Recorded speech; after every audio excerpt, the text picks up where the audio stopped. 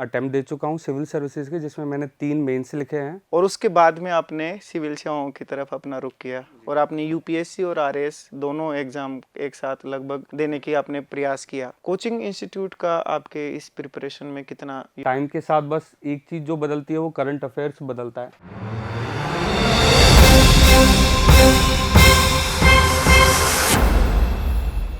नमस्कार दोस्तों, स्वागत है आप सब लोगों का। ये सीरीज है टॉक विद द टॉपर्स। इस सीरीज का जो मुख्य उद्देश्य है ये वो है कि जो पिछली साल या पिछली विगत जो सेवाओं में सेलेक्ट हुए हैं कैंडिडेट्स, उनसे हम आपको रूबरू करवाते हैं और वो रूबरू करवा के और उनका जो एक्सपीरियंस है उसको आप लोगों तक साझा किया जाता है, जिससे आप अपनी जो स्टडी है उसमें इम्प्रूवमेंट कर सको और क्वालिटी इम्प्रूवमेंट आप लोगों में हो सके। ऐसे ही एक शख्सियत आज हमारे साथ हैं, नाम है राहुल पारासर। आईआईटी धनबाद से इन्होंने बीटेक पेट्रोलियम इंजीनियरिंग में करी है और उसके बाद में अभी आरएएस में 2021 बैच में इनका फाइनल सिलेक्शन हुआ है और ये अभी रिसेंटली इंडियन फॉरेस्ट सर्विस का मेंस लिख के आए हैं। तो आज की जो वार्तालाप है हम करते हैं राहुल पारासर जी के साथ। तो स्वागत है राहुल पारासर जी आपका। आज हम आपके साथ कुछ एक बिंदुओं में इंडियन फॉरेस्ट सर्विस की भी बातें करेंगे, कुछ पेट्रोलियम इंजीनियरिंग के बारे में भी बात करेंगे और फाइनली आरएएस के बारे में, तो जैसा हम इस चर्चा में शामिल करते ही करते हैं। सबसे पहले तो आपको बहुत बहुत शुभकामनाएं और आपके इंडियन फॉरेस्ट सर्विस का जो रिजल्ट आने वाला है उनके लिए हमारी तरफ से अग्रिम शुभकामनाएं। Thank you sir. तो आप अपने बारे में बेसिक कुछ जानकारी दर्शकों को बताइए।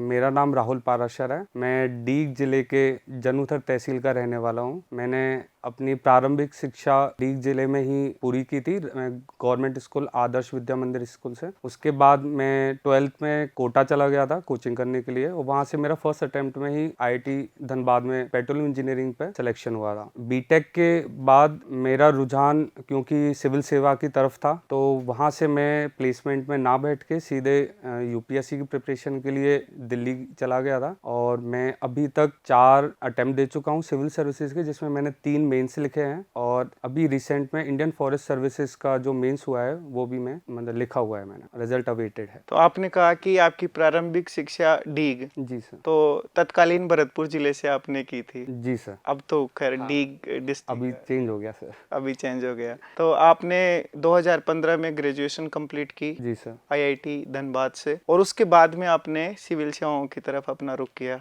और आपने यूपीएससी और आरएएस दोनों एग्जाम एक साथ लगभग देने की आपने प्रयास किया। आरएएस का जो सिलेबस है और आरएएस का जो पैटर्न है वो आईएएस से क्वाइट डिफरेंट पैटर्न है। इसको आप कैसे देखते हो? क्योंकि कई विद्यार्थी ऐसे होते हैं जो सोचते हैं कि मैं आरएएस और आईएएस की तैयारी दोनों की साथ साथ कर लूं। तो अगर ये पॉसिबल है और अगर पॉसिबल है तो ये कितना पॉसिबल है? सर अगर प्री की कंपैरिजन करें तो नो डाउट कि अगर आप आईएएस की तैयारी कर रहे हैं तो आपको एज मिलता है, क्योंकि आपका इंडियन और वर्ल्ड से रिलेटेड जो भी पोर्शन होता है वो आपका एवरेज स्टूडेंट से काफ़ी अच्छे आप स्तर पे होते हैं। बट क्योंकि राजस्थान का कल्चर काफ़ी डाइवर्स है और बहुत सारी फैक्चुअल इन्फॉर्मेशन यहाँ पे है, तो आपको एक डेडिकेटेड टाइम देना होगा। अब वो आपकी कैपेसिटी पे डिपेंड करता है कि आप वो मेमोराइज कर पाते हैं, रिकॉल कर पाते हैं 2 महीने 3 महीने, तो वो हर कैंडिडेट पे अपना अपना डिपेंड करता है। मैं अपनी बात करूं तो मैंने अपने फर्स्ट अटेम्प्ट में 2018 में मैंने ट्राई किया था। तब मैं राजस्थान के बारे में कुछ नहीं जानता था फैक्चुअली, और इंडियन और वर्ल्ड के नॉलेज के बेसिस पे ही मैंने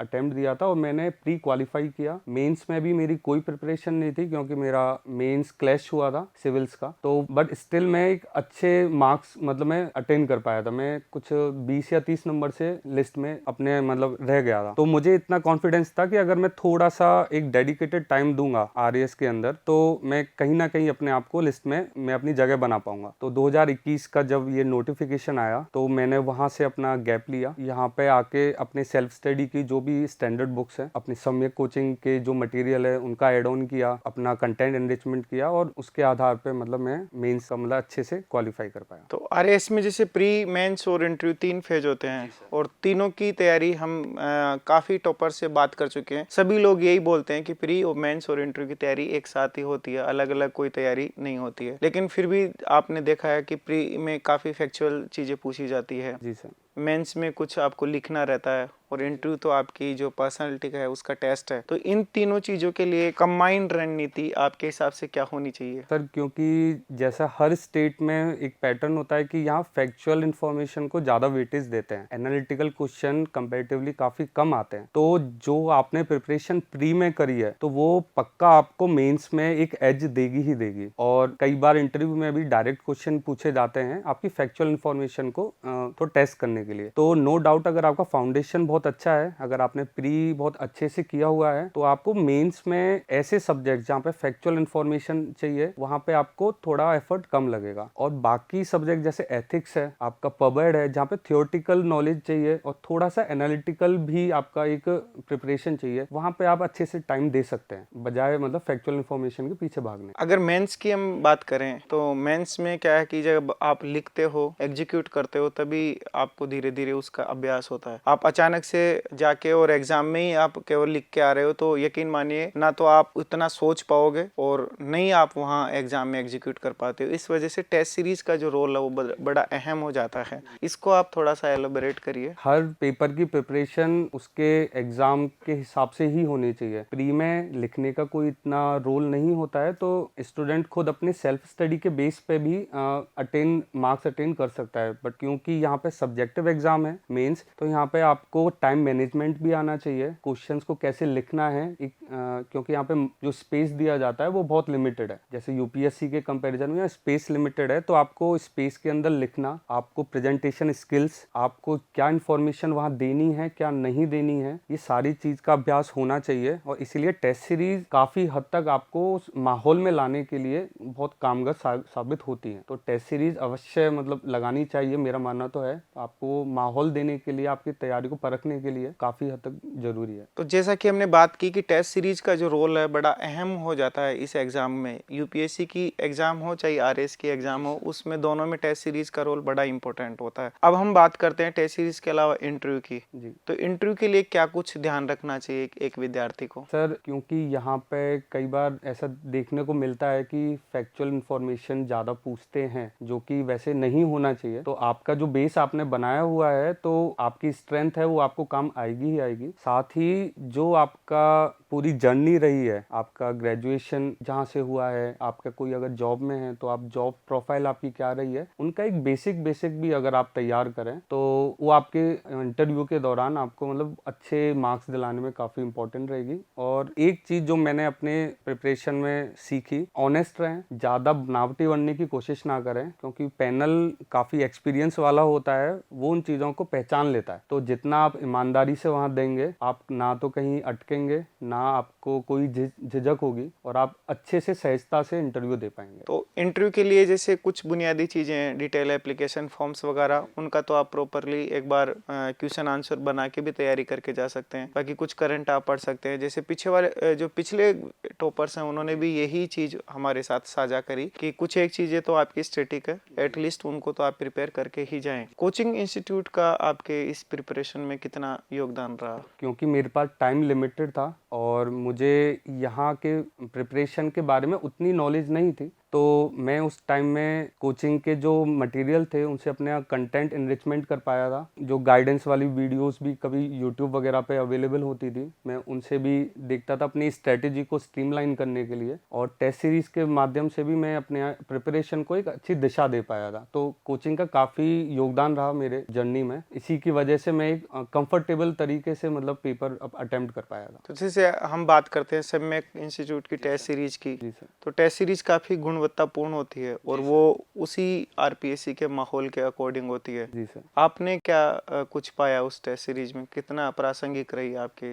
सर मुझे मेरे पर्सनल अपने एक्सपीरियंस बोलूँ तो जो डायग्राम्स होते थे, फ्लो चार्ट होते थे, तो वो इस प्रिपरेशन में मैंने देखा कि कैंडिडेट्स उन पे ज़्यादा ध्यान देते नहीं हैं। पर क्योंकि आपको यहाँ पे एज लेना है दूसरों से, तो आपको वो सारी चीज़ें आपको इंक्लूड करनी होती हैं। तो ये मुझे उन टेस्ट सीरीज़ के जरिए, सम्यक की टेस्ट सीरीज़ के जरिए मैंने वो सब चीज़ें अपने में लाया, कैसे स्पेस के उस स्पेस के अंदर मुझे वो सारी इन्फॉर्मेशन कैसे प्रोवाइड करनी होती है, क्योंकि मुझे उसकी आदत नहीं थी। यूपीएससी में अलग पैटर्न होता है, यहाँ अलग है। वो सब चीज़ का हेल्प मुझे मिला। और बाकी जो एड ऑन आते थे करंट अफेयर से रिलेटेड, और ये सारी चीज़ें भी मतलब मैं रेगुलरली फॉलो करता था। तो ये सब मुझे काफ़ी एंड तक, मुझे इंटरव्यू तक भी मतलब हेल्पफुल रही। तो इंटरव्यू प्री और मेंस की हमने राहुल पारासर जी से इनकी रणनीति जानी। आपने बीटेक किया है और वो भी पेट्रोल इंजीनियरिंग से। तो मैं यही क्वेश्चन आपसे दोबारा पूछना चाहूँगा कि आप तो आईआईटी धनबाद से पास आउट है, उसके बाद में आप इधर सिविल सेवाओं की तरफ क्यों? क्योंकि पेट्रोलियम इंजीनियरिंग से बीटेक करने के बाद तो बहुत एवेन्यूज आपके प्राइवेट सेक्टर में ओपन हो जाते हैं।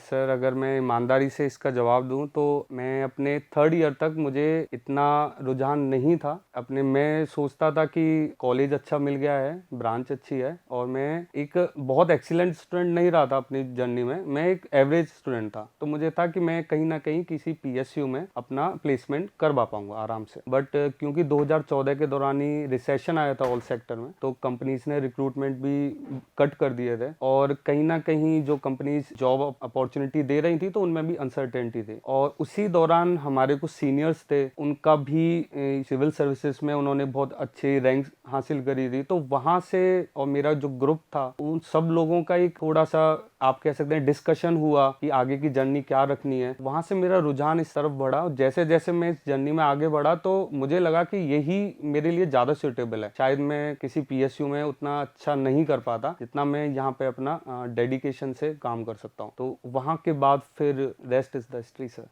तो धनबाद जैसे ही नाम आता है, बहुत सी चीजें मेरे दिमाग में चलती हैं, लेकिन गैंग्स ऑफ वासेपुर भी मेरे दिमाग में रहती है। तो उसके बारे में आसपास ही है वासेपुर आपके यहाँ धनबाद से? हाँ सर, मूवी आने से पहले हम लोगों को इतना ज़्यादा नहीं पता था। हाँ, हमको इस चीज़ के बारे में बोला जाता था कि आप देर रात तक कॉलेज से कैंपस से बाहर ना रहें, क्योंकि तो आसपास थोड़ा नक्सलाइट एरिया था, तो उस डर से। बट जब मूवी आई थी तो हम शायद 2nd ईयर में थे अपने, तो तब जाके हमें पता पड़ा कि वासेपुर नाम की भी जगह है, और वो रेगुलरली हम वहाँ से पास करते थे, और हम बेक ऑफ जाते थे। हमें नहीं पता था, हमें लगता था कि हाँ यही सिटी का एक पार्ट है। बट जब हमने देखा कि यार ऐसी भी इसकी हिस्ट्री रही है, थोड़ा सा डर तो लगता था। बट माहौल काफी बदला हुआ था, वो काफी पुरानी बातें थी जो मूवी में दिखाई गई थी। बट हाँ, एक एक्साइटमेंट रहती थी। अब किसी को इंट्रोड्यूस कराते थे अपने कॉलेज से, तो वो हमेशा साथ में बोलते थे कि देखो वासेपुर जहाँ बनी है वहाँ हम लोग रोज जाते हैं। इंटरनल सिक्योरिटी अगर इंडिया की बात करें तो नक्सलाइट एक इशू था, लेकिन मुझे लगता है कि विगत 10 वर्षों में या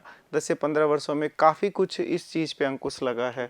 आप उसी एरिया में रहे हैं, तो आपको क्या लगता है इसके बारे में? अगर बोलूँ तो मेरा ज़्यादा ऐसा कुछ इनकाउंटर तो इस चीज़ों से नहीं हुआ, क्योंकि हमारे आसपास का कैंपस काफ़ी सेफ था। तो हम लोग इनसे ऐसा कुछ इंटरेक्शन किसी तरीके किसी भी स्टूडेंट का शायद नहीं रहा होगा। बट हाँ, जैसा न्यूज़ों में देखते हैं तो इन चीज़ों पर रोक लगी है काफ़ी। गवर्नमेंट, हर स्टेट गवर्नमेंट या सेंट्रल गवर्नमेंट ने भी इस दिशा में प्रयास करे हैं, और वहाँ के लोग भी मेन स्ट्रीम से जुड़ने के लिए तैयार हुए हैं। वो सरेंडर कर रहे हैं, उनके लिए टास्क फोर्स अलग से बनाई जा रही है, रिसोर्सेस अवेलेबल कराए जा रहे हैं। तो हाँ, स्थिति में चेंज आ रहा है, और मेरे ख्याल से आने वाले 10 या 20 साल में ये काफ़ी हद तक कंट्रोल में आ भी जाएगी। ओके, तो आपने अभी आरएस का परिणाम आया, आपका सिलेक्शन हो गया। आईएफएस का एग्जाम का रिजल्ट आप वेट कर रहे हो। तो क्या आईएएस का एग्जाम जो सिविल सेवाओं का एग्जाम है, उसकी प्रिपरेशन आपका आगे का लक्ष्य है? हाँ सर, लक्ष्य तो हमेशा ऊंचा ही रहेगा, और क्योंकि मैं उसी को टारगेट करके इस जर्नी में आया था। आरएएस के माध्यम से मुझे एक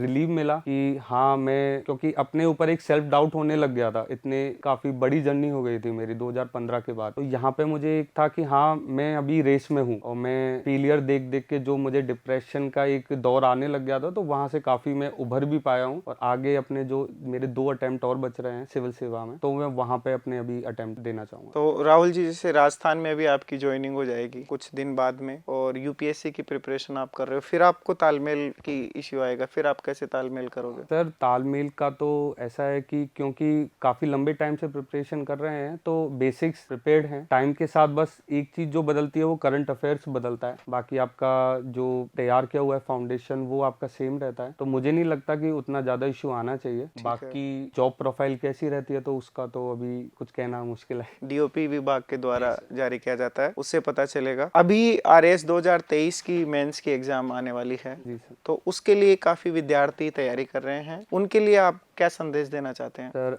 पहला तो मैसेज मेरा ये रहेगा कि रूमर्स से दूर रहें। जो डेट आरपीएससी ने डिक्लेयर की हुई है आप उसी पर स्टिक करें और उसी को लक्ष्य मान के अपनी तैयारी करें। लास्ट टाइम हम लोगों ने भी ये इस चीज़ का शिकार हुए तो कहीं ना कहीं मुझे लगता है कि उसकी वजह से ओवरऑल रैंक में भी फर्क पड़ा है। सेकंड, मैक्सिमम रिविजन्स पे अपना ध्यान दें। आप हो सके तो अब 1 2 3 टेस्ट और लिख लें, बाकी अपना रिवीजन जितने ज़्यादा से ज़्यादा रिवीजन कर सकें रिवीजन करें, क्योंकि फैक्चुअल इन्फॉर्मेशन जरूरी है। वहाँ रिकॉल जितना जल्दी होगा आप पेपर को उतना अच्छे से अटेम्प्ट कर पाएंगे। अपनी स्ट्रेंथ को अब तक आप लोग जान गए होंगे, जो वीकनेसेस हैं उन पे हो सके काम करें। अगर बहुत ज़्यादा कोई नई चीज़ है उस पर आप लोग मतलब उसको अपने अब कहते हैं कि उसको ना पढ़ें, जो पुराना पड़ा हुआ है उसी को ही आगे कंटिन्यू करें। तो आज हमारे साथ थे राहुल पारासर जी। राहुल पारासर जी ने राजस्थान का जो 2021 का रिजल्ट आया है फाइनल आरएएस का, उसमें 210वीं रैंक हासिल की है। आईआईटी धनबाद से ये पढ़े हैं और आईआईटी धनबाद के बाद में इन्होंने अभी रिसेंटली आरएएस के एग्जाम में सफलता हासिल करी। साथ में इंडियन फॉरेस्ट सर्विस का जो एग्जाम है उसका मेंस ये दे के आए हैं। इन्होंने अपनी रणनीति साझा की और कुछ बिंदु जो इम्पोर्टेंट अगर मैं बात करूं तो इन्होंने कहा कि जो मेंस एग्जाम है अगर उसके 2 महीने का आपके पास वक्त है तो नई चीज जो है, बिल्कुल नई चीज पढ़ने से आप लोग बचें। जो पुरानी चीज है उसको मल्टीपल टाइम आप रिवीजन करें।